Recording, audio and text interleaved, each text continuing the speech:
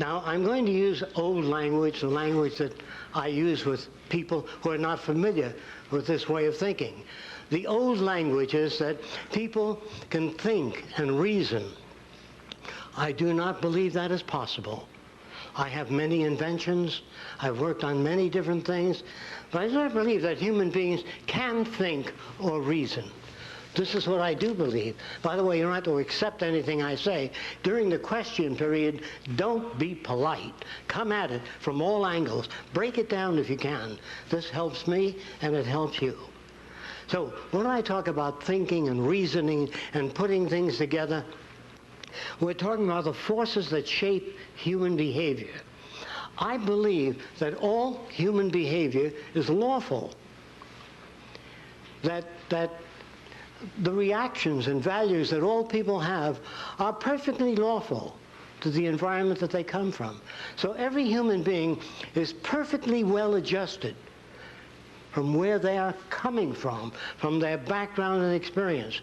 If you as a baby were raised by the Seminole Indians, you would behave, if you never saw anything else, like a Seminole Indian. And if you were brought up in any other Indian group and you had feathers in your head, in your hat, in your headgear, and you were dancing around the fire, and I walked over and said, "That's ridiculous. What are you dancing around the fire with the feathers for?" You don't take your hat, throw it on the ground, and say, "You know, I never thought of it that way." We can't do that. We're victims of culture. We look at the world with our background. We have no other way of doing it.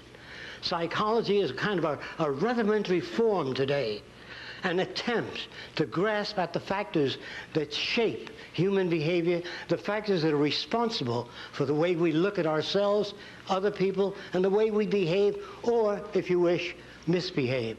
I don't believe that any human being misbehaves.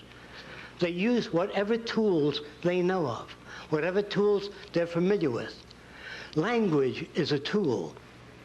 If someone were to show you a picture of an airplane, what appeared to be an airplane, without wings, well, people look at it and they stand back and they say, "It'll never fly." But they don't say, "How do you propose to lift off the ground without wings?"